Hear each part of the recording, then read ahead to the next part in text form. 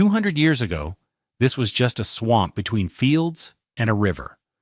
Today, every child on the planet knows this address. This is the White House, the entire story of America's most famous mansion, the White House. Sounds grand, doesn't it? But behind the beautiful facade lies a very different story. This house was not built by presidents, but by stonemasons, enslaved people and immigrants whose names almost no one remembers. It survived fire when British soldiers burned it down to the brick. It watched Lincoln pace through sleepless nights during the Civil War. It heard secret calls during the Cuban Missile Crisis, when the world stood one step away from nuclear war. Here, kings and dictators were received. Here it was decided who would go to war and who would come home. In official photos you see smiles and carpets. But underneath them are compromises, fears, and decisions that change the lives of millions. So what is the White House really? Just a beautiful mansion for presidents? Or a silent witness to America's darkest secrets? If you enjoy deep investigations into Gilded Age architecture and the families who built it, please like, subscribe, and tell me in the comments which house to explore next. Your support makes these detailed stories possible. Before we can understand the White House itself, we first have to understand why anyone would choose to build America's capital in such an unlikely place. The reason, as in so many episodes of American history, comes down to compromise, political horse trading, and the messy reality of stitching together 13 quarreling states into a single nation. In the summer of 1790, the fate of America's future capital was effectively sealed, not by a grand master plan, but by a private dinner deal that later became legendary in the story of American politics. Alexander Hamilton, the ambitious Secretary of the Treasury, desperately needed support for his controversial financial program, a plan for the federal government to assume the Revolutionary War debts of the individual states. This proposal had become hopelessly deadlocked in Congress, with Southern representatives deeply suspicious of what they saw as a Northern grab for power and influence. Thomas Jefferson recently returned from France to serve as Secretary of State. He reserve a secretary bitre, found himself in the role of unlikely broker. At a private dinner in his residence on Maiden Lane in New York City, Jefferson brought together Hamilton and James Madison, the influential congressman from Virginia. What unfolded over that meal became a founding bargain of American geography. Hamilton would secure enough Southern votes for his Assumption Plan, and in exchange, the permanent capital of the United States would be placed on the Potomac River, on territory carved from Maryland and Virginia, rooting the seat of government firmly in the South. This was no small concession. At the time, several established cities were competing fiercely for the honor of hosting the nation's capital. Philadelphia, New York, Baltimore, all were functioning urban centers with usable infrastructure, established merchant elites, and the basic amenities of what people then called civilized life. The Potomac site, by contrast, was a stretch of tidal marshland, forest, and clay soil that flooded with disturbing regularity. In modern terms, the location was wildly impractical, as if today someone decided to build a new capital, not in an existing metropolitan area, but in a humid, mosquito-ridden bottomland, hours away from anywhere of real consequence. Yet this very remoteness appealed to some factions. Southern planters, including George Washington himself, owned significant property in the region and stood to profit handsomely from the land speculation that would almost certainly follow. At the same time, a capital built from nothing could be imagined as a pure symbol of Republican virtue, untouched by the commercial corruption that supposedly clung to older cities. In the minds of its advocates, it could become an American Rome, a planned city of broad avenues and classical monuments, rising out of the wilderness and embodying the democratic ideals of the new republic. So on July 16, 1790, President Washington signed the Residence Act into law, designating a federal district of 10 miles square along the Potomac River as the permanent seat of government. The temporary capital would remain in Philadelphia for roughly a decade while the new city took shape. Washington himself received extraordinary authority to choose the exact location within the designated area and to oversee the planning and construction of the federal buildings. What followed was something halfway between urban planning and wilderness taming, between soaring architectural ambition and the brutal reality of mud, disease, and distance. The United States was about to try to build a capital city almost from scratch in a place that nature had never intended for such grand purposes.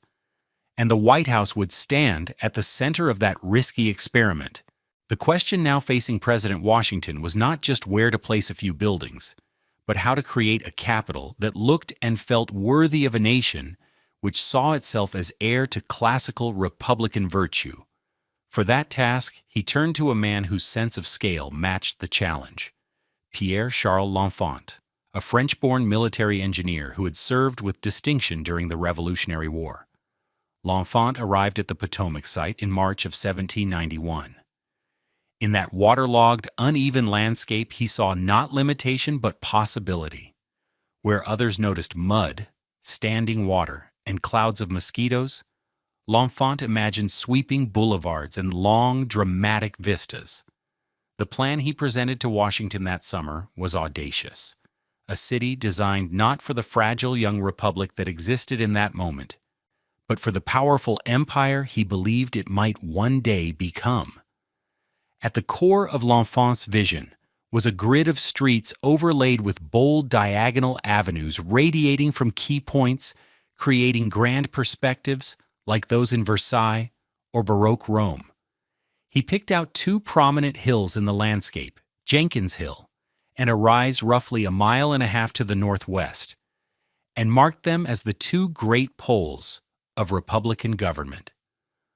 On Jenkins Hill would stand the Congress House, what we now call the Capitol, while the northwestern elevation would host the President's House. These two structures, L'Enfant insisted, should command clear views of one another across a broad public mall, a visual line that would symbolize the connection between the legislative and executive branches. In L'Enfant's mind, the President's House was meant to be truly palatial. He envisioned a residence about 5 times larger than the structure that was ultimately built, a sprawling complex suited to state ceremonies, public receptions, and the everyday business of a growing nation. Set high on its hill, it would function as a Republican palace, visible from the Potomac River and from the avenues converging upon it.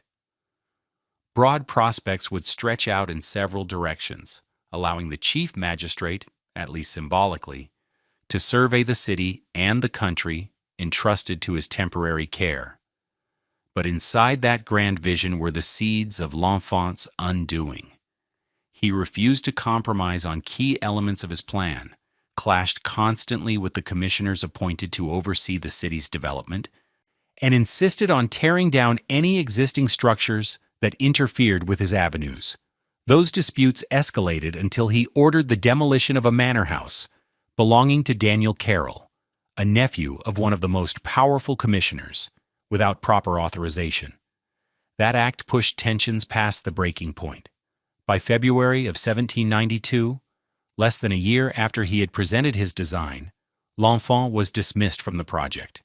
Even so, the heart of his vision survived. The commissioners kept the essential layout of diagonal avenues and the siting of the major federal buildings, while trimming back some of L'Enfant's more extravagant ideas. The President's House, especially, had to be reimagined as something more restrained. Impressive enough to project dignity, but not so lavish as to suggest a royal palace. That core tension between Republican simplicity and national grandeur would shape every major decision about the building's design. At that point, the commissioners made a choice that would have lasting consequences for the mansion's character. They decided to hold a public competition for the design of the President's House. In March of 1792, an advertisement ran in newspapers across the states. inviting architects and builders to submit plans for a residence that could house the president, his family, and a suitable number of servants.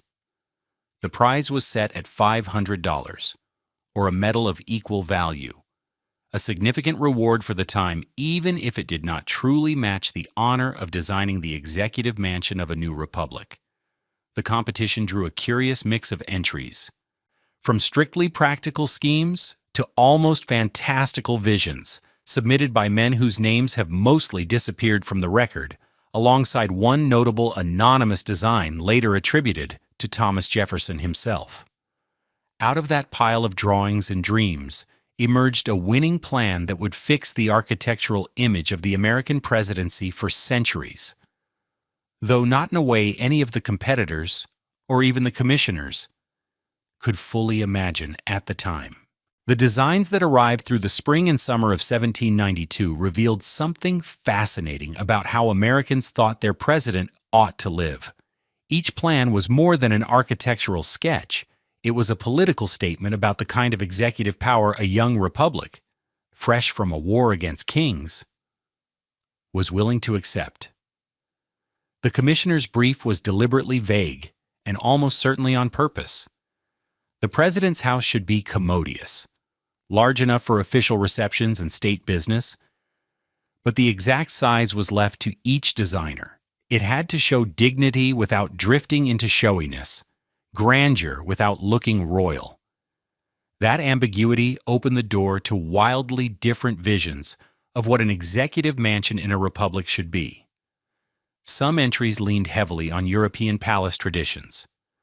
They showed long facades, multiple wings, rich ornament, and ceremonial halls that would not have looked out of place in a royal residence. These schemes, unsurprisingly, found little favor with commissioners who were painfully aware of accusations that the new federal government already looked too much like a monarchy in disguise. Other submissions swung to the opposite extreme, offering buildings so modest and plain that they could just as easily have been the townhouse of a prosperous merchant. Practical, yes, but hardly the setting to receive foreign ambassadors or host state dinners.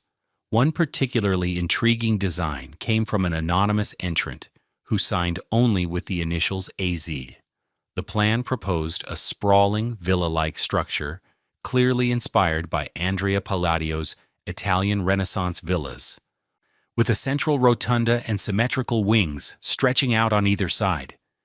It was sophisticated, carefully proportioned, and obviously drawn by someone with real architectural training.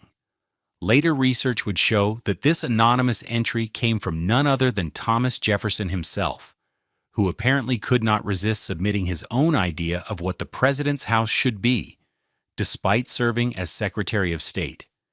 Jefferson's design, however refined, had one fatal problem in the eyes of the commissioners. It felt too grand and too European, too close to the aristocratic houses he had admired in France. On top of that, they almost certainly guessed who had drawn it. Jefferson's love for Palladian forms was no secret. Accepting his design would look like favoring a powerful cabinet member. Rejecting it openly would create a political embarrassment. The simplest solution may have been the quiet one: set it aside and move on. Many of the other entries exposed the limits of architectural expertise in America at the time. The young republic had very few architects in the European sense of the word. Most builders had learned their trade by apprenticeship and hands-on work, not through formal study of classical rules and proportions. As a result, many submissions had a distinctly provincial character, structurally sound and practical, but missing the refinement and balance that might give the building real presence on the world stage. What the commissioners were really searching for, even if they struggled to say it clearly, was a design that could thread an almost impossibly narrow needle. The president's house had to be substantial enough to command respect from foreign powers used to dealing with kings and palaces, yet restrained enough to reassure American citizens that their president was still a fellow citizen, not a monarch in waiting. It needed to echo classical Republican models: Rome more than Versailles, while still working as a practical home for both official business and private family life. In short, the building had to embody the entire paradox of American executive power: strong but limited, dignified yet democratic, permanent but never dynastic. As summer slid into autumn in 1792, the commissioners went through the submissions with growing frustration. None of the designs quite matched the vision in their heads. Some captured pieces of it, but failed in other key ways. The deadline passed, and still there was no obvious winner. It began to look as though the competition might end in disappointment, forcing the commissioners either to extend the call for entries or to quietly abandon the idea and hire someone directly. It was at exactly this point of uncertainty that a new design arrived, from an unexpected direction, not from a celebrated architect in Philadelphia or New York, but from an Irish immigrant builder living and working in Charleston, South Carolina. His name was James Hoban, and his calm, balanced proposal would go on to define what the home of the American president looks like for more than 2 centuries.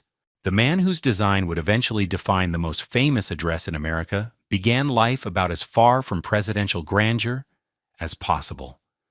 James Hoban was born sometime around 1755 in County Kilkenny, Ireland, in the rural townland of Callan. A landscape of tenant farmers, small cottages, and narrow paths for a young man with talent, but no powerful family name to lean on.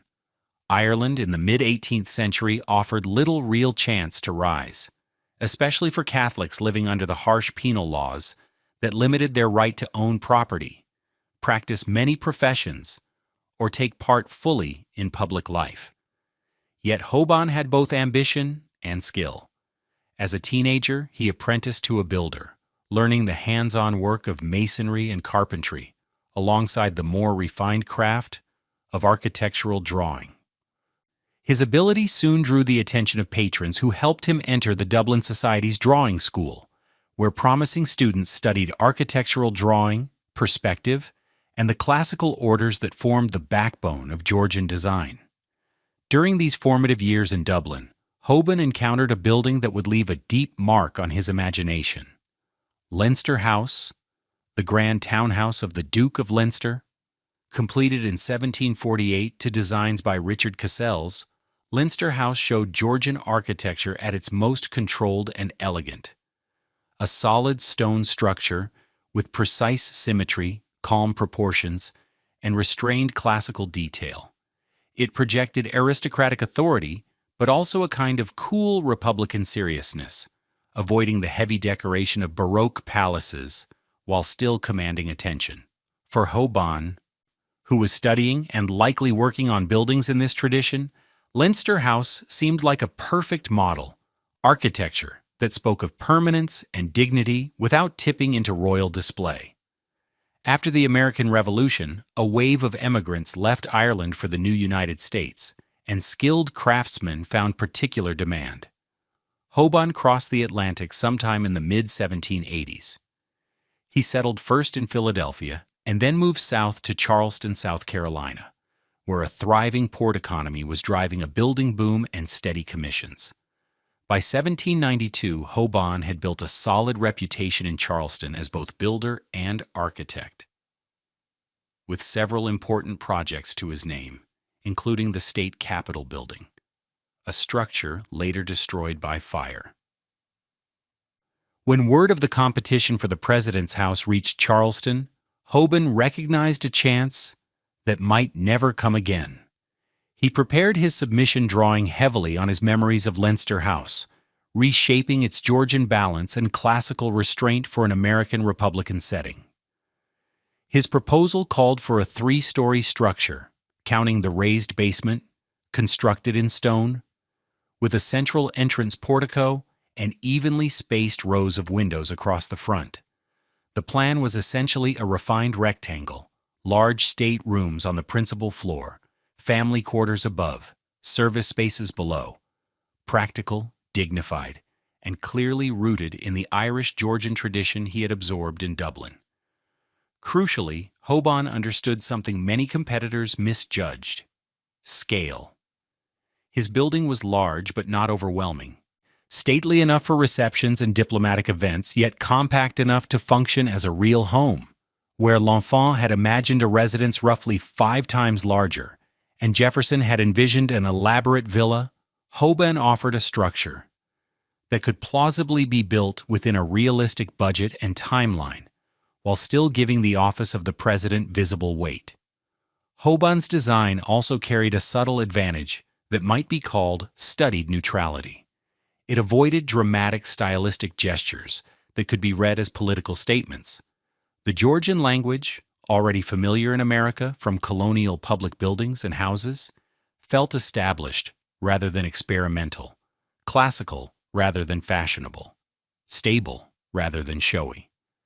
In a moment of sharp political division, that kind of architectural diplomacy may have been exactly what the commissioners wanted, even if they never put it into words.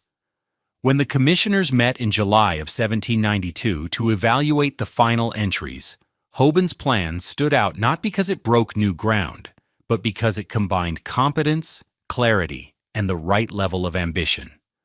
President Washington, who took part in the final choice, reportedly appreciated both the practicality and the dignity of the design.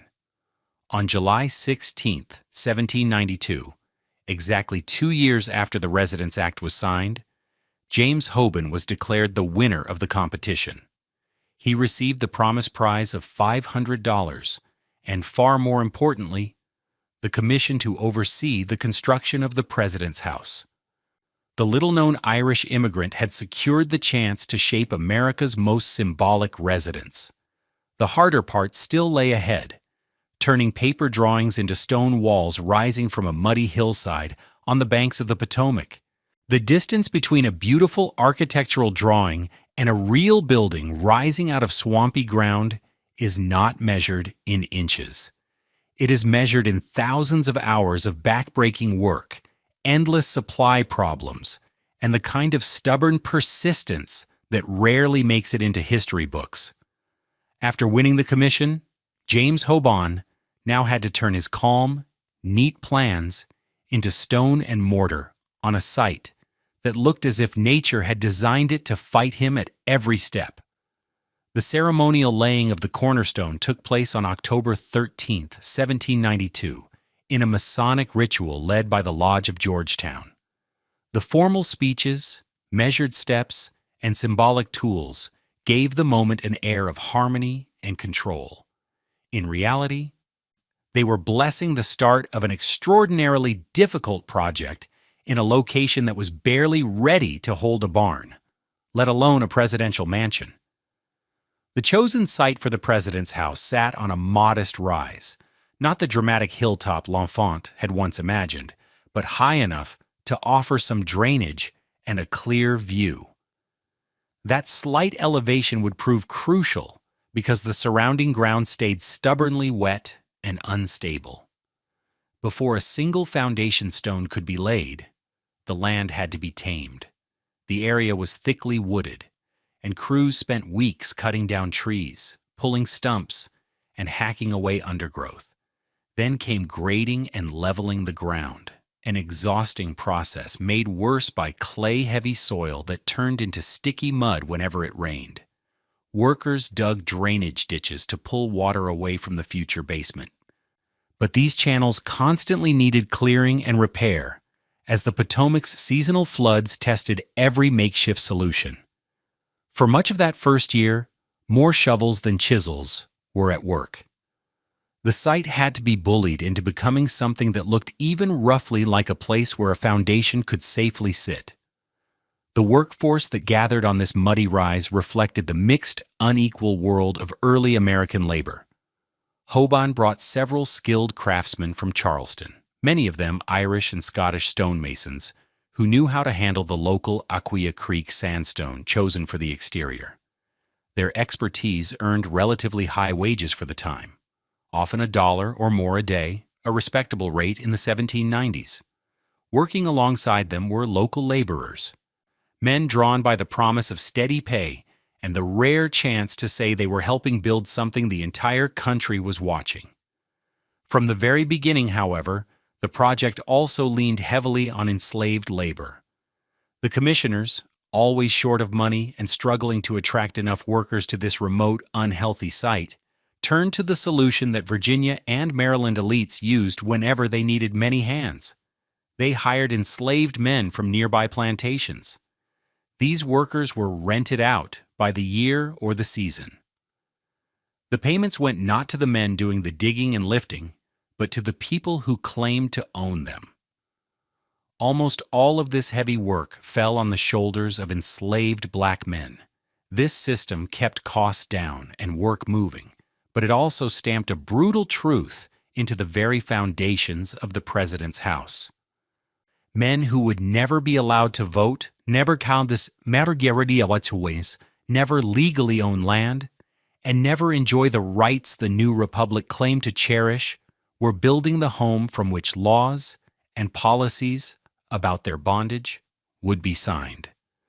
The commissioners' account books carefully recorded money paid to slaveholders, but often reduced the actual workers to a cold, repeated phrase, Negro hire.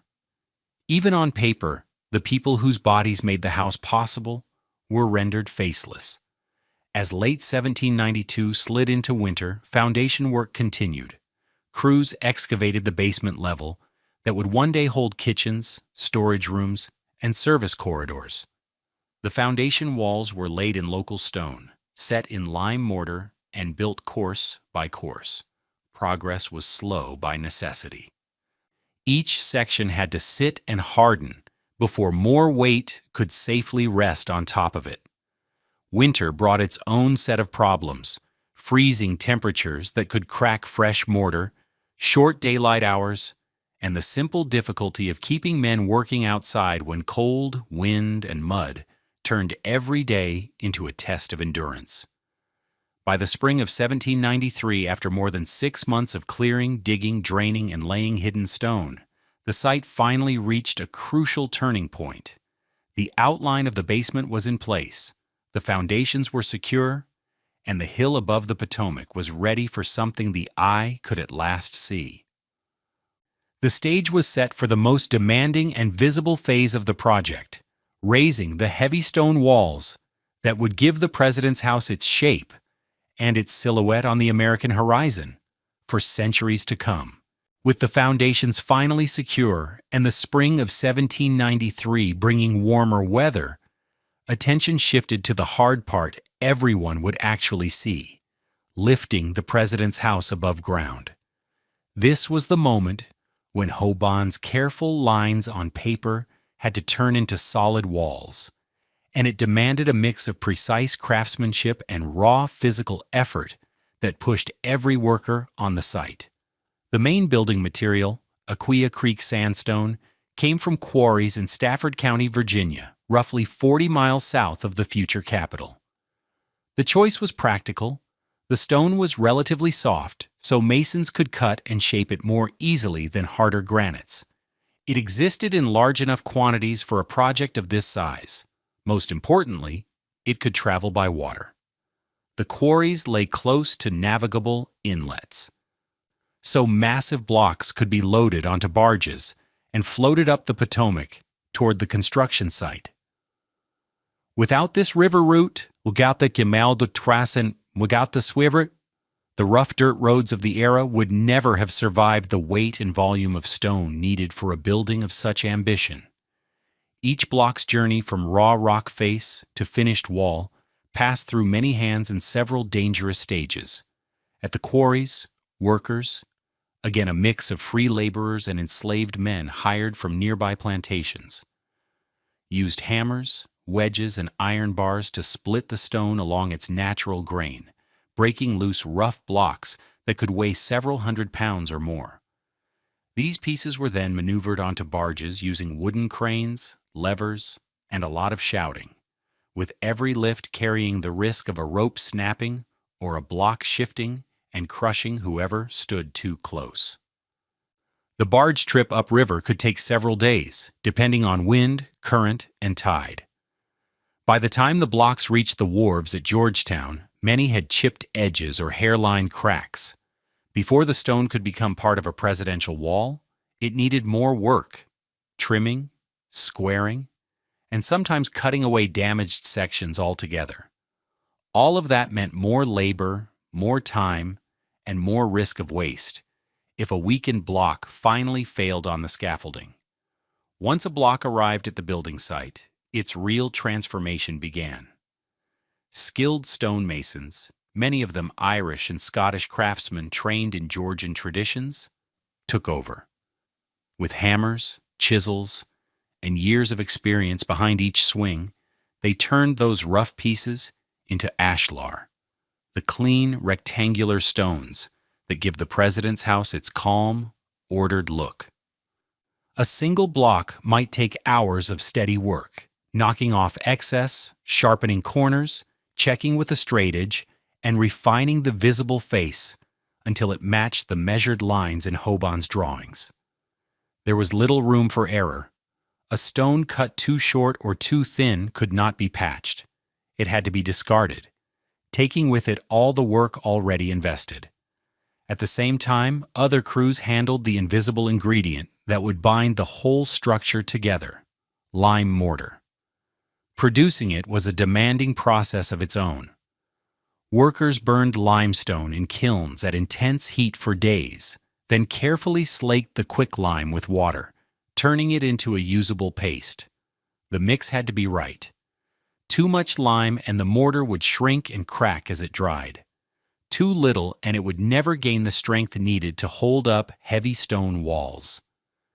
Skilled masons blended the slaked lime with sand and water just before use, knowing the mixture would start to set within hours and could not be stored for another day. Building the walls was slow, deliberate work. Rows of finished ashlar were laid course by course, each horizontal layer needing to sit perfectly level before another could be added on top. Masons relied on plumb lines and spirit levels to keep both vertical and horizontal lines true, fully aware that even small errors at the lower levels would multiply as the structure rose, threatening the building's stability.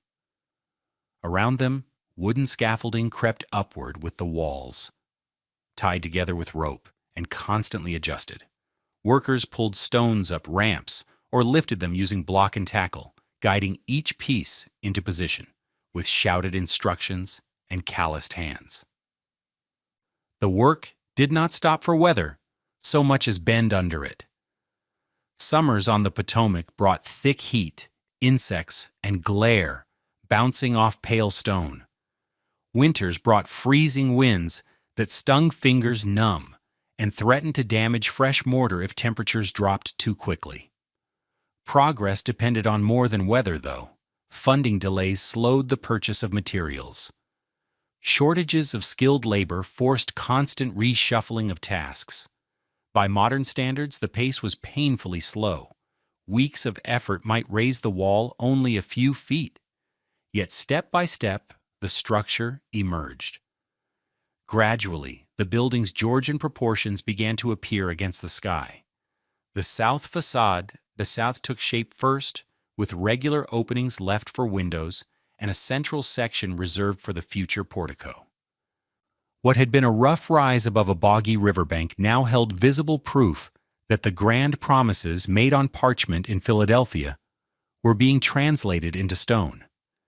Every inch of that progress, every block set and joint filled, depended entirely on the people doing the lifting, cutting, and mixing.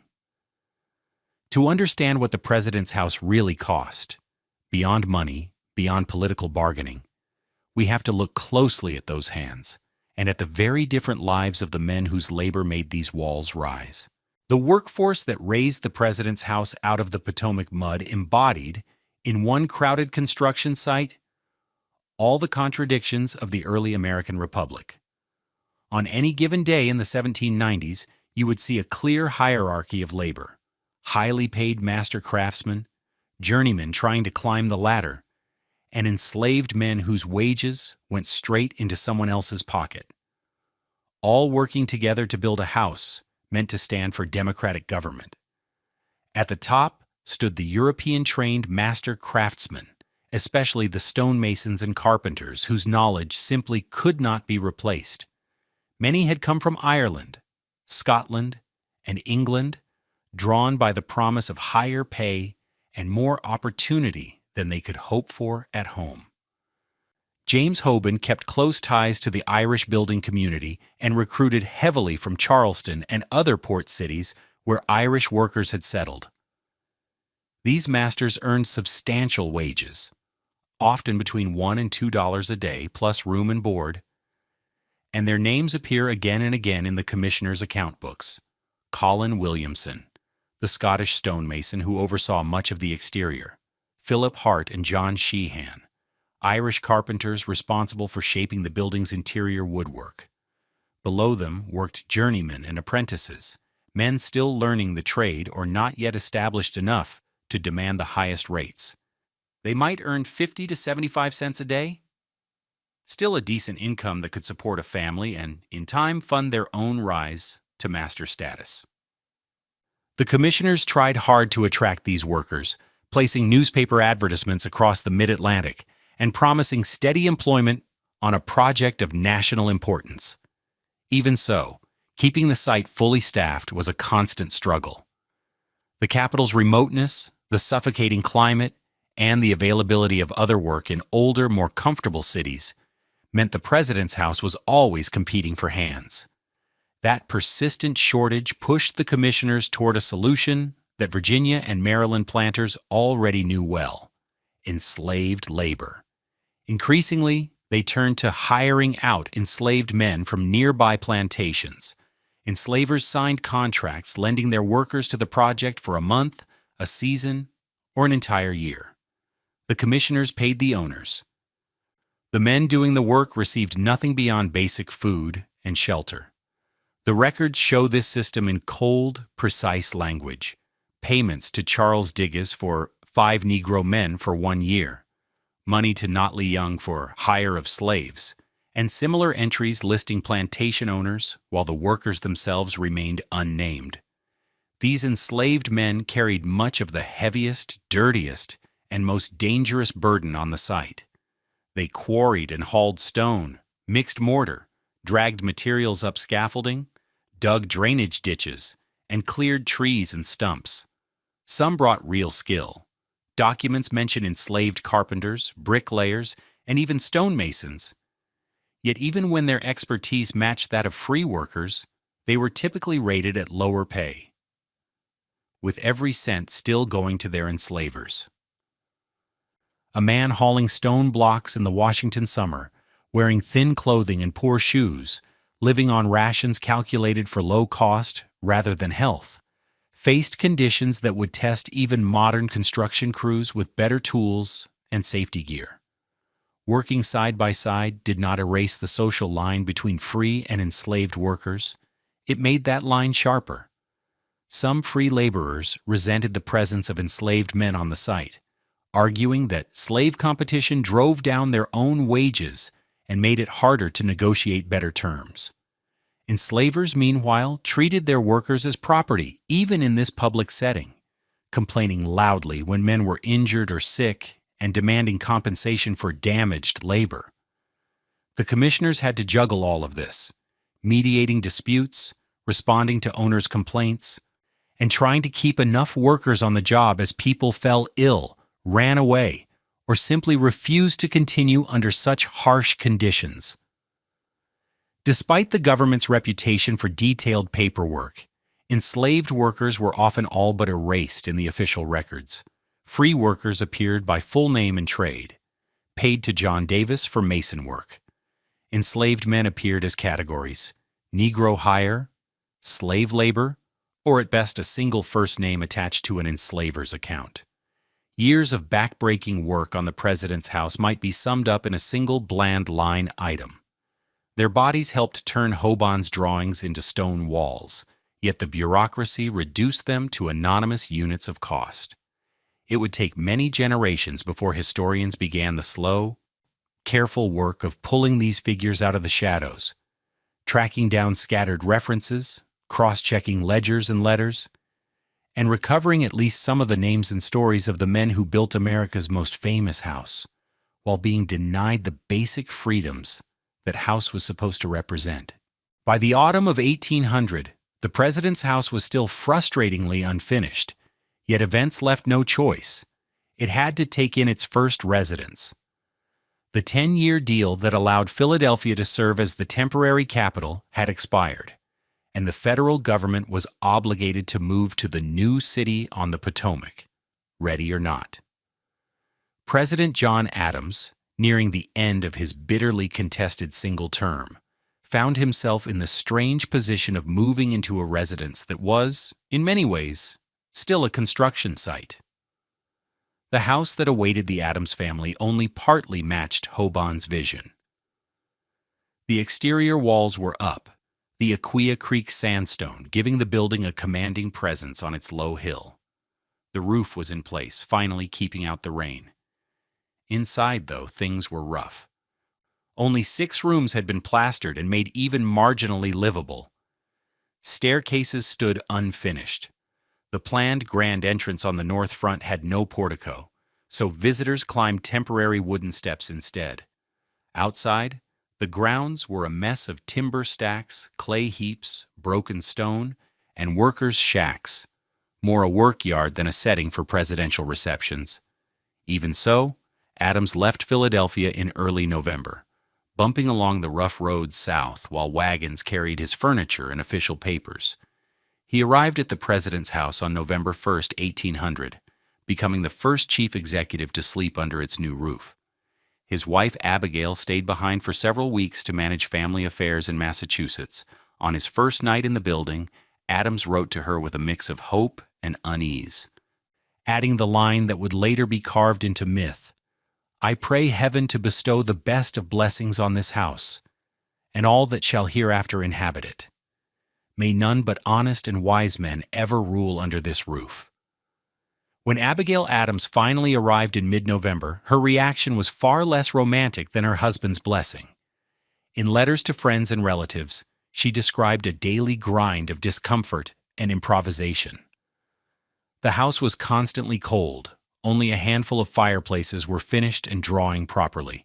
Firewood in the new capital was scarce and expensive, so keeping the rooms even tolerably warm required constant planning and worry. Outside the mansion, there was almost nothing. Washington City was little more than scattered buildings in muddy clearings. With the Capitol as unfinished as the president's house and few real shops or services within reach, Abigail's most memorable adjustment involved the East Room, the largest space in the house, designed for grand receptions and state events. In reality, with bare walls and rough flooring, it was useless for anything formal, so she turned it into a giant laundry. The room's size and ventilation made it perfect for hanging clothes, and soon the space meant to host dignitaries was filled with damp linens and shirts strung on makeshift lines. The image is hard to forget: the first family's undergarments and bed sheets swaying in the draft, where the young republic had imagined elegant assemblies and glittering ceremonies. Inside this half-finished shell, the Adams household staff struggled to keep even basic routines going. Servants hauled water by hand from nearby springs because the house had no plumbing of any kind. Cooking happened in the basement kitchen over open fires, with hot dishes then carried up narrow stairways to the family's rooms. With so few finished spaces, official entertaining took place in cramped, awkward settings that fell far short of what a head of state needed to receive foreign diplomats or host congressional leaders. In many respects, the Adams administration in the new capital played out inside a kind of polite chaos, the machinery of government squeezed into the realities of a building site. Fortunately for the family, this uncomfortable chapter did not last long. Adams lost the fiercely fought election of 1800 to Thomas Jefferson, his former ally turned sharp political enemy. The defeat meant he would live in the unfinished president's house for only about 4 months, from November of 1800 to March of 1801. Wounded by the loss, Adams reportedly left Washington before dawn on Inauguration Day, heading back to Massachusetts and pointedly avoiding Jefferson's swearing in. The job of turning the president's house from a barely habitable shell into something closer to its intended dignity would fall not to Adams, but to the man who had once slipped an anonymous design into the original competition, Thomas Jefferson. His refined architectural taste and his deep personal contradictions would leave a lasting mark on the building itself and on the moral compromises woven into its completion. Thomas Jefferson took office in March of 1801 with strong views about architecture, Republican symbolism, and how a president ought to live. Where John Adams had simply put up with an unfinished house, Jefferson saw a chance to reshape it, to bend the building toward his own ideas. But his years in the president's house would also expose, more clearly than almost any other presidency, how far American ideals stood from American realities. Jefferson had opinions about the president's house long before he carried its keys. In the design competition years earlier, he had quietly submitted his own anonymous proposal, a modest villa in the Palladian style he loved. Now, as president, he found himself living not in that villa, but in James Hoban's solid Georgian mansion, which he privately considered a little dull. Still, Jefferson was nothing if not practical. Instead of tearing down what existed, he focused on strategic changes, places where he could leave a clear mark without ripping the building apart. His most important structural additions were the east and west terraces, low colonnaded wings stretching from either side of the main block. On paper, they were simple. In practice, they solved several problems at once. The terraces hid stables, storage rooms, and work areas behind elegant rows of columns. They gave the house the classical touches Jefferson thought a Republican building needed, and they linked the main residence to its service buildings without scattering separate outbuildings across the grounds. In Jefferson's mind, these wings were proof that beauty and practicality did not need to fight each other. Inside, Jefferson turned his attention to rooms that, under Adams, had been barely usable. He oversaw the purchase and placement of furnishings, often choosing pieces in the French style he had admired as minister to France. The East Room. The giant space Abigail Adams had used for laundry stayed unfinished through his entire presidency. Jefferson had little interest in huge ceremonial gatherings. He preferred smaller, more controlled settings. Instead of rushing to complete a grand ballroom, he invested in the spaces where he actually lived and worked: a well-stocked library, writing rooms for letters and scientific instruments, and dining rooms suited to the intimate dinners that became his favorite way to conduct politics. Jefferson treated the land around the house with the same care. A passionate gardener and farmer, he oversaw the planting of trees and the layout of gardens. He imagined the president's house grounds as something between a working farm and a gentleman's estate, not a showpiece of pure ornament, but a place where productivity itself would signal Republican virtue. Vegetable plots appeared. Experimental crops took root. Slowly, the muddy construction site began to look more like a managed landscape. Beneath this cultivated surface, however, lay a reality Jefferson could never fully explain away. The work of finishing and refining the president's house still rested heavily on enslaved labor. Jefferson brought enslaved people from Monticello to serve in the mansion as cooks, servants, and laborers. They maintained his household in Washington while the law still counted them as his property. The contradiction was staggering. The author of All Men Are Created Equal, running a presidential home staffed in part by men and women who could be bought and sold. The building work during Jefferson's 2 terms followed the same pattern that had been set from the beginning. The terraces he added, the landscape he ordered, the interior finishing he supervised, all relied on a mixed workforce. Free craftsmen earned wages, and in theory, could walk away. Enslaved workers could not.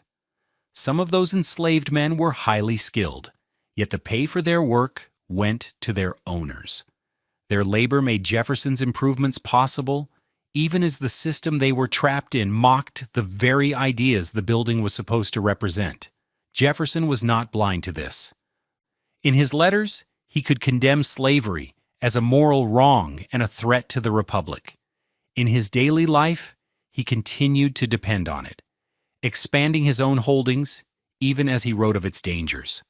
That tension, clear in his words, harsher in his actions, took physical form in the president's house. Here was a structure meant to embody equality before the law, maintained by a hierarchy so unequal that some of the people who worked there did not legally own their own bodies. The terraces, gardens, and carefully arranged interiors Jefferson added would outlast his time in office, shaping how later presidents experienced the building. But the moral compromises woven into the house during his tenure would also endure. They sat quietly in the stone, in the service corridors, in the memories of those who labored there without choice, waiting for future generations to acknowledge them openly, even when that honesty threatened the comforting myths of the founding era. And all of this refinement, all of Jefferson's careful shaping of the president's house, was about to be tested in the harshest possible way. Not by a political rival or a tight budget, but by invading troops and open flame. The War of 1812, that often overlooked clash between the United States and Britain, had dragged on for more than 2 years with no clear winner, when in the summer of 1814, British strategy suddenly shifted. With Napoleon defeated in Europe and veteran troops now available, Britain decided to strike directly at the American capital. A calculated blow meant to humiliate the young republic and force better peace terms. The president's house, symbol of American executive power, was about to become a very visible casualty of imperial payback. By August of 1814, British forces under Major General Robert Ross and Rear Admiral George Cockburn had landed in Maryland and begun their march toward Washington. The American defense, thrown together in haste and poorly coordinated, collapsed at the Battle of Bladensburg on August 24th. President James Madison, who had actually ridden out to watch the fighting, making him the only sitting president to personally witness combat while in office, saw American militia units break and run before disciplined British regulars. With the defenders scattered, the road to Washington lay wide open. Madison hurried back to the president's house and found a Capitol in full retreat. Officials fled with trunks of papers, citizens scrambled to evacuate, and inside the mansion, his wife Dolly was directing one of the most famous rescue efforts in presidential history. Calm under pressure as British troops closed in, Dolly Madison oversaw the packing of key state documents and, more famously, insisted on saving Gilbert Stuart's full-length portrait of George Washington. The canvas was screwed firmly to the wall in the state dining room. Rather than waste time with careful unscrewing, her servants smashed the frame and cut the painting free. That single act of cultural triage, carried out as an invading army approached, fixed Dolly Madison's place in American memory. Even though it was only one moment in a day full of disasters. As the Madisons crossed the Potomac and headed west, British troops marched almost unopposed into Washington on the evening of August 24th. What followed at the president's house has taken on a legendary glow, but the core details are well documented. British officers, led by Admiral Cockburn, entered the mansion and found it empty, but with the dinner still laid out in the state dining room. Whether the meal had been prepared for the Madisons' possible return or simply left during the rush to evacuate remains uncertain. The officers did what hungry soldiers do. They sat down and ate it. Seated at the American president's own table, they reportedly toasted the success of British arms while finishing his abandoned dinner. It was part practicality, part theater. A small, sharp gesture that mocked the idea of American sovereignty even before the flames were lit. Then, they set about destroying the building. The goal was not random looting, but the deliberate crippling of government infrastructure. British soldiers dragged furniture into piles, added books, papers, curtains, and anything else that would burn, and set fires throughout the mansion. For 14 years, the house had been filling with wooden furniture, wall paneling, doors, and carpets, perfect fuel. The Aquia Creek sandstone walls, which had taken so long to raise, could withstand fire, but nearly everything inside them was wood: floors, staircases, roof timbers, window frames. Once the flames caught, the interior burned fiercely. Heat built until glass shattered, beams snapped, and whole sections of flooring crashed down into the basement. That night, a violent summer thunderstorm rolled over the city, the kind of brutal storm common along the Potomac. Sheets of rain poured through the burning roof. Some accounts suggest that this downpour may have kept the mansion from being completely destroyed, dousing fires before they could reduce the entire structure to rubble. Even so, by dawn on August 25th, the president's house was a ruin. From the outside, the building still stood, its stone walls blackened and cracked from the heat. Inside, it was a shell. Staircases had collapsed. Floors had fallen through. The roof was mostly gone. Jefferson's terraces were damaged. The contents of the house were either looted, shattered, or burned. The gardens, which Jefferson had tried to shape into a Republican estate, had been trampled into mud. The British stayed in Washington for roughly 24 hours. In that short time, they also burned the Capitol, the Treasury, and several other government buildings, then withdrew. They left behind a capital city physically wrecked and a young nation deeply shaken. The United States had gone to war to defend its independence and now had to face the fact that its own capital had been occupied, and its most symbolic buildings reduced to smoldering shells. Yet even in the ashes, the story did not end. No serious voice argued that the president's house should be abandoned. The real question was different. If the nation rebuilt, would it simply put the old mansion back together, or use the destruction as a chance to reshape it, and with it, the image of the American presidency itself? In the days after the British attack, with smoke still drifting from the president's house and the Capitol standing in similar ruin, a hard question landed in Congress. Should Washington even survive as the capital? Some representatives argued that the fire had exposed the original mistake, placing the nation's seat of government in a remote, poorly defended swamp. They pushed to move the capital back to an established city like Philadelphia or New York, or perhaps farther west to follow the expanding frontier. Others warned that abandoning Washington now would hand Britain a victory far greater than anything it had won on the battlefield. If the United States walked away from its burned capital, they argued, it would look like the young republic had lost its nerve. That argument carried the day. The decision was made to stay and to rebuild. Once that was settled, another question followed almost automatically. Who should lead the restoration of the president's house? The answer was both practical and symbolic. James Hoban, the original architect, would be called back to bring his creation back from the brink. By this point, Hoban was in his late 50s, established in Washington, with a web of architectural and building interests. Seeing his greatest work reduced to a gutted shell must have been painful, but he accepted the commission with a mix of professional pride and personal determination. He would not just repair the house. He would prove that the building and the nation could come back from disaster. The first task was to understand exactly what remained. During the winter from 1814 into 1815, Hoban and his team surveyed the ruins in careful detail.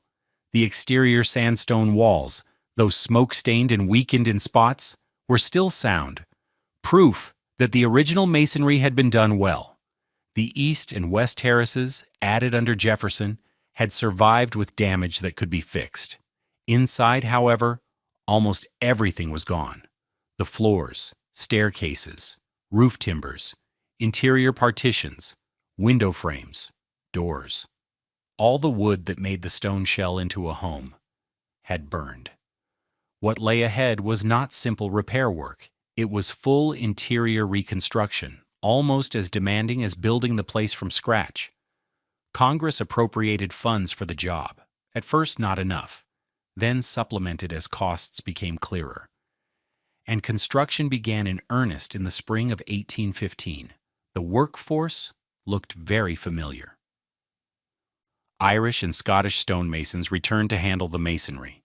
American carpenters took on the new framing and finish work.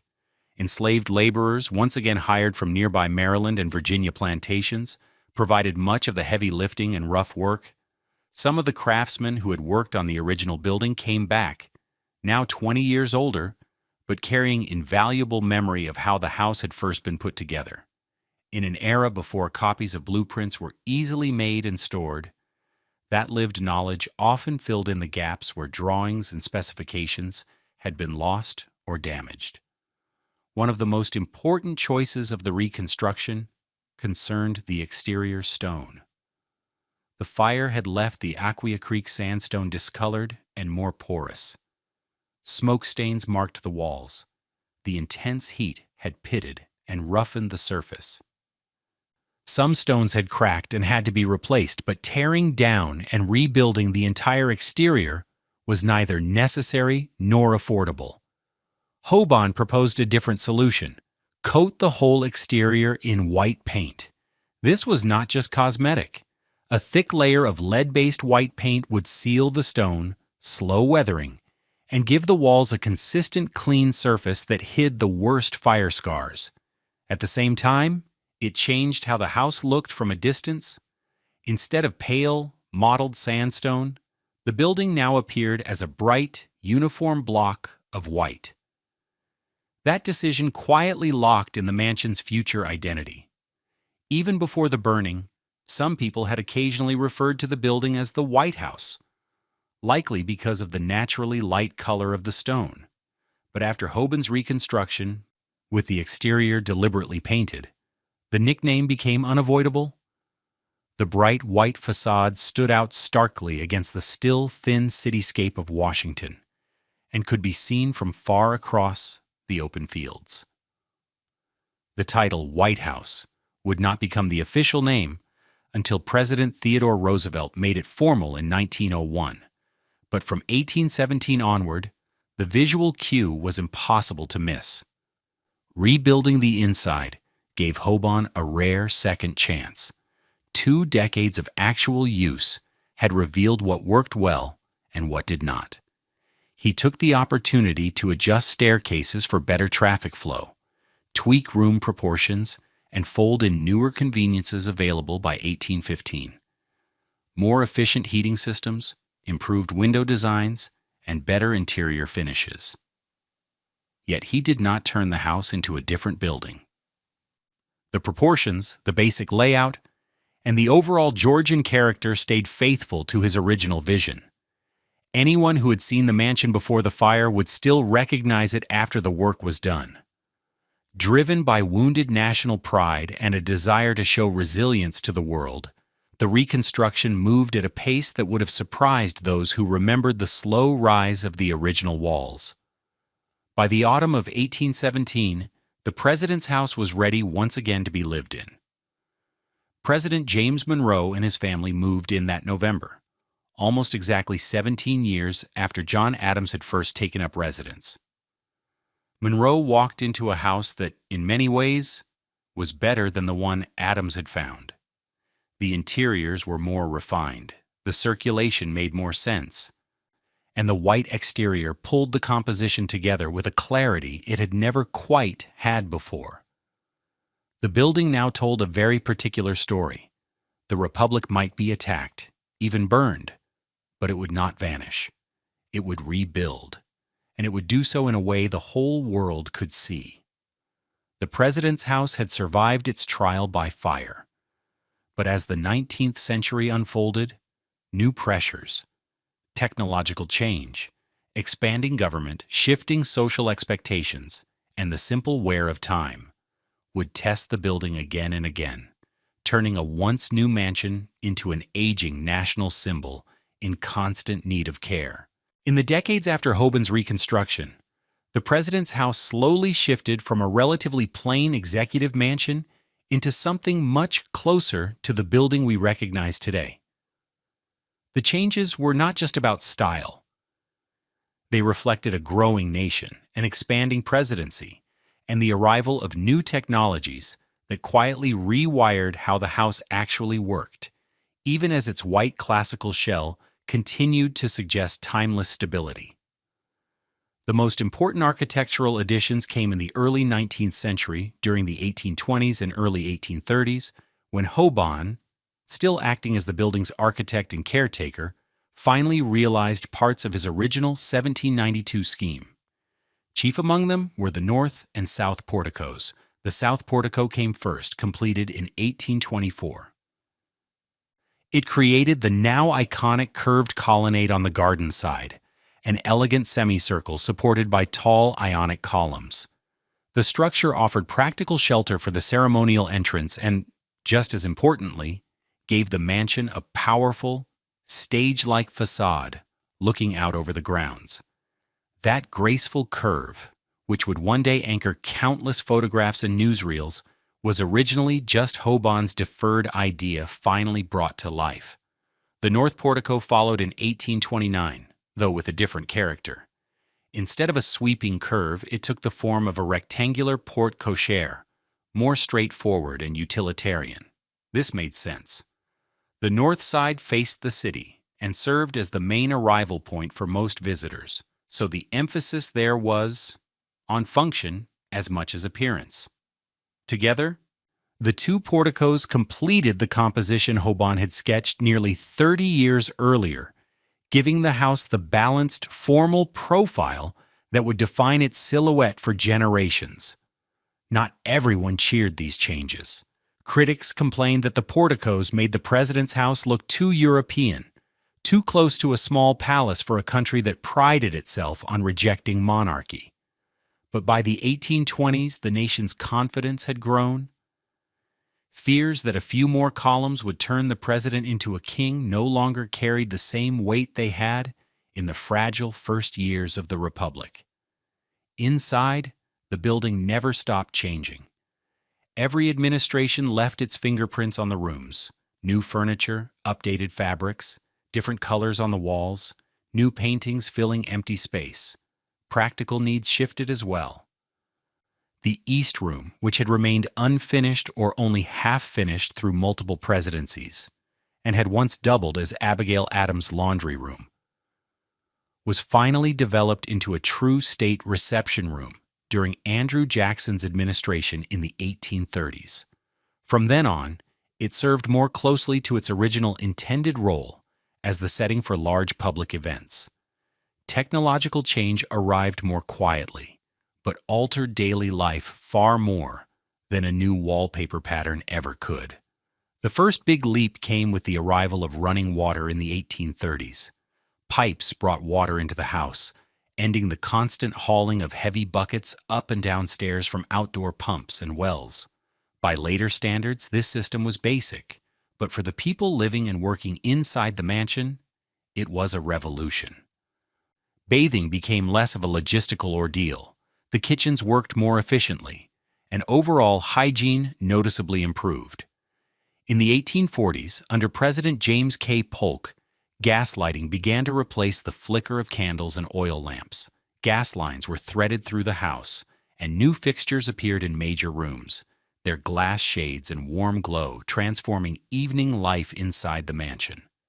For years, though, gas and older lighting methods coexisted. Gas was expensive, and not every space justified the cost, so many rooms still relied on traditional lamps. For nearly 4 decades, the soft hiss and golden light of gas defined the atmosphere of White House nights. The next leap came at the end of the century. In 1891, during Benjamin Harrison's administration, electric lighting was installed throughout the building. The White House was not an early adopter by national standards, Parts of Washington had enjoyed electric light for roughly a decade, but wiring a house that had never been designed for cables and switches was a major project. Electric lines had to be run through thick masonry and old framing, fixtures chosen and installed, and the new system made to function alongside the existing gas network because no one fully trusted electricity yet. The Harrison family themselves reportedly viewed the technology with real suspicion. Stories from the time describe them avoiding the switches, worried about shocks from the unfamiliar system. On some nights, lights were left burning simply because no one wanted to risk turning them off. The house had entered the electric age, but its human occupants needed time to catch up. Heating followed a similar path of gradual modernization.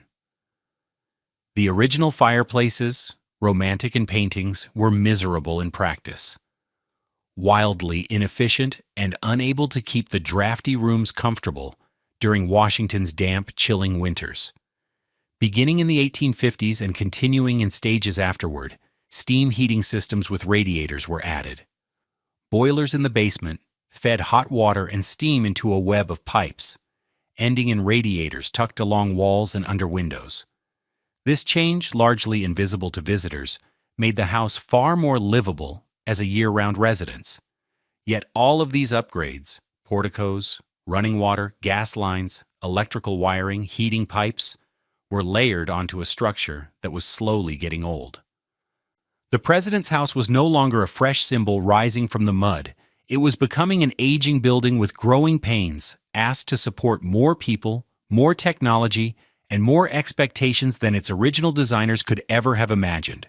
By the early decades of the 20th century, the president's house had been in constant use for more than 100 years. It had sheltered generations of first families, hosted state dinners and official receptions, and carried the daily weight of executive business.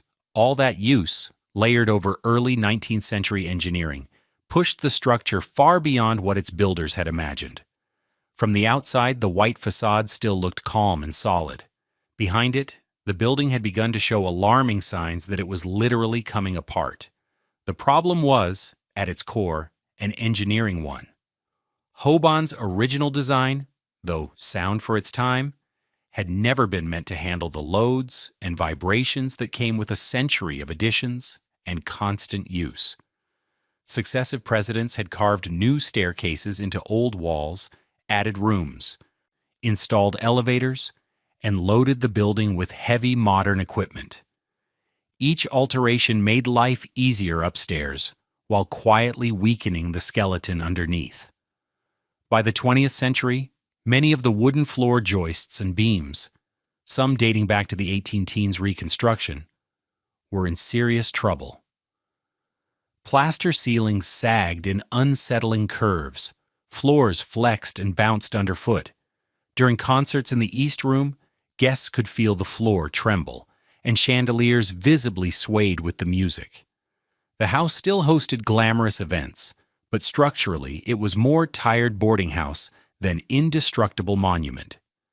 Theodore Roosevelt, during his presidency from 1901 to 1909, launched the first major 20th century overhaul. His focus, though, was on function and layout rather than deep structural repair. He created the West Wing to pull official offices away from the family's living quarters, reorganizing how the building was used. That move relieved some day-to-day pressure on the main house, but it did not fix the underlying weakness in the old beams and joists. Later presidents grumbled about the condition of the building, but a true gut renovation seemed impossible. Where would a sitting president live? How could the government run if the executive mansion was stripped down to bare walls? The White House had become too central to the ritual of American politics to shut it down easily. So problems were acknowledged, reports were filed, and then set aside as the building quietly grew weaker. The breaking point came under Harry Truman. In 1948, engineers doing what was supposed to be a routine inspection made a frightening discovery. The interior was dangerously close to collapse. The warning sign was almost darkly comic. The leg of Margaret Truman's piano punched straight through the floor of her sitting room, When structural experts took a closer look, they found that many beams were no longer truly holding up the floors. In some places, plaster, paint, and habit were doing more to keep things in place than actual structural wood. It became clear that the White House had been flirting with disaster for years. Truman responded in his usual direct style.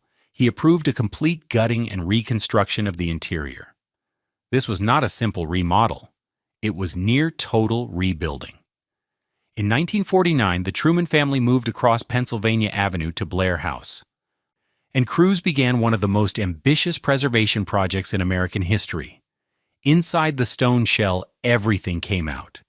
Workers dismantled rooms piece by piece, carefully labeling and storing doors, mantels, paneling, and decorative plaster so they could later be returned to their proper places. Beneath the building, crews dug out new basement levels to make space for modern mechanical systems. Within the original exterior walls, engineers erected a full steel frame, effectively constructing a new, modern building inside a historic stone box. As walls were opened and floors removed, the house began to give up its secrets. Hidden on old beams were carvings and signatures left by the craftsmen who had worked on the original construction and on Hoban's post-fire rebuild. Names, dates, brief scratched messages. Many of these men had vanished from the written record. Their marks in the wood were the only proof that they had ever set foot on the site. Archaeologists and workers in the sub-basement areas uncovered artifacts from the mansion's earlier life, fragments of broken pottery, discarded tools, scraps of the original building materials. Each find added another tiny piece to the puzzle of how the president's house had actually been built and lived in across more than a century. The renovation was not just saving a structure, it was exposing the layers of history embedded in it. The reconstruction took nearly 4 years and cost more than $5 million, a staggering sum for the time. When the Truman family returned in 1952, they were walking into what was, in practical terms, a brand new house, wearing an old stone face. The rooms had been rebuilt with great care to match their historical appearance, but behind the period paneling and ornate plasterwork stood 20th century steel, concrete, and updated systems. Now the building could safely hold large crowds, support modern communications equipment, and offer the heating, plumbing, and electrical capacity that mid-century life demanded. The White House looked to most visitors very much as it had before, but under the familiar surfaces, it had been transformed. Even as crews restored staterooms and presidential living spaces, however, a deeper question began to surface.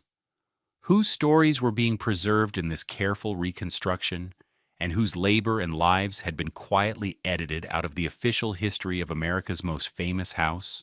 For nearly 2 centuries after its construction, the official story of the White House focused almost entirely on presidents, architects, and a handful of prominent free craftsmen. The enslaved men who helped build and run the house were, at best, background figures, and at worst, erased completely. That silence was not an accident. It reflected a deliberate way of remembering American history that looked away from the most uncomfortable truths, hiding inside its proudest symbols. Recovering the names and stories of those enslaved workers has become one of the most important shifts in how the building's past is now told. Serious efforts to document their contributions began only in the 1970s and 1980s, when historians shaped by the new social history started reading the old records with fresh questions. The commissioner's account books from the 1790s and early 1800s, preserved in the National Archives, turned out to be crucial. Page after page listed payments to slaveholders for Negro hire. These ledgers treated enslaved workers as rented property, not as people, but they still proved something vital. Enslaved labor was not a side note. It was central to the construction of the president's house from the very beginning. The next step was harder, moving beyond these cold line items to find real names and lives. That work turned into a kind of historical detective story. Researchers cross-checked plantation ledgers, private letters, newspaper ads, census records, any scrap of paper that might provide a clue. A payment to Daniel Carroll for hire of Negro Tom could be matched with plantation records listing an enslaved carpenter named Tom. An entry for hire of 5 Negro men might be tied, through other documents, to specific individuals in the area known to have masonry or carpentry skills. Slowly, painstakingly, first names gained trades, locations, and fragments of biography. As the picture sharpened, it became clear that enslaved workers had done almost every type of job required to build the house. They quarried and hauled stone, cut timber, fired bricks, mixed mortar, and carried out the relentless heavy labor that any large construction project demands. But the research also exposed something else. This was not only brute force work. Some enslaved men brought high levels of skill. There were enslaved carpenters, bricklayers, and stonemasons whose craftsmanship matched that of free artisans.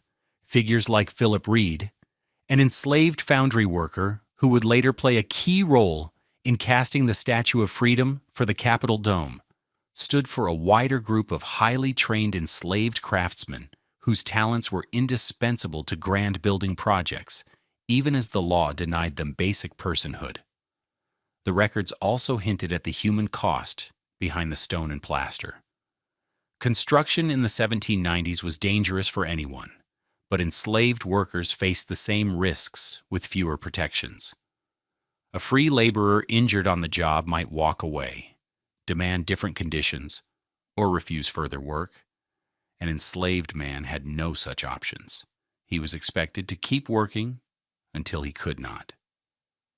The account books sometimes mention payments to slaveholders for workers who died or were permanently disabled, compensation for damaged property, not recognition of a life lost. How many men were killed by falling stone, crippled by collapsing scaffolding, or sickened by brutal conditions around the muddy building site will never be fully known. If an injury did not affect a slaveholder's finances, it often never appeared in writing at all. Researchers also found that the White House's reliance on enslaved labor did not end when the last scaffolding came down. Throughout the antebellum period, enslaved workers kept the building functioning day to day. They cooked in its kitchens, tended fires and lamps, worked in the gardens and stables, and served in the household itself. Presidents from slaveholding states brought enslaved servants with them to Washington, adding another layer of contradiction to the place. Human beings were bought, owned, and ordered about inside the official home of a republic that claimed liberty as its founding value. Andrew Jackson, James K. Polk, Zachary Taylor, and others conducted the business of the presidency while being personally attended by people they legally owned. As this research filtered into public awareness, it began to change how the White House talked about its own past. In 2016, after years of work by historians, descendants, and civil rights advocates, Michelle Obama famously reminded the country that the White House had been built by slaves. For some, hearing that truth spoken aloud from the East Room podium was jarring, even controversial. But it matched what the archives had been saying for decades. In the years that followed, official tours more directly acknowledged enslaved workers' roles. Exhibits and publications started to include their stories alongside those of presidents and first ladies. A commemorative marker was installed to honor the enslaved laborers who helped construct the house, making their presence visible in a way earlier generations had refused to do. Even now, the work is far from finished. Many names are gone forever. Many stories can only be guessed at from scattered evidence. But the ongoing effort to bring these people back into the narrative is more than an academic project. It is a necessary reckoning with what the White House truly represents. Not just American ideals of democracy and equality, but also the long, painful distance between those ideals and the realities lived by the men and women whose unpaid labor helped raise its walls. The recovery of these hidden histories brings us, Finally, to the question of what the White House represents in the 21st century. Not what it was intended to symbolize, but what it actually embodies when we examine its full, complicated story. The White House functions simultaneously as three distinct entities, each with its own requirements and contradictions. It is first a museum, a historic structure preserving 2 centuries of American presidential history, visited by more than 1 million tourists annually, who come to glimpse the rooms where decisions of global consequence have been made. It is, second, a working office building where the business of executive governance continues daily, with staff navigating between priceless antiques and computer networks, between ceremonial spaces and functional work areas. And it is, third, an actual home where the first family attempts to maintain some semblance of private life under the most public circumstances imaginable. Yet beyond these functional roles, the building serves as a mirror, reflecting America's deepest contradictions back at itself. Its history of construction encapsulates the founding paradox of the United States, a nation proclaiming universal human rights whilst practicing systematic human bondage. The building was designed to embody Republican virtue, yet it was raised by workers denied the most basic freedoms that Republic claimed to protect. This is not an abstract historical irony, but a concrete reality embedded in the building's very stones. Stones cut, hauled, and set by hands that belonged to men who could be bought and sold. The commemorations and acknowledgments that have emerged in recent years represent important steps toward historical honesty, but they cannot resolve the fundamental tension. We cannot change who laid the first stones, or under what conditions they labored. We cannot retroactively grant freedom to the enslaved workers whose sweat soaked into the building's foundations. What we can control, however, is how we tell their story going forward. Whether we continue to erase their contributions in favor of a sanitized narrative of founding fathers and noble ideals, or whether we embrace the full, uncomfortable truth of how this monument to democracy was actually built.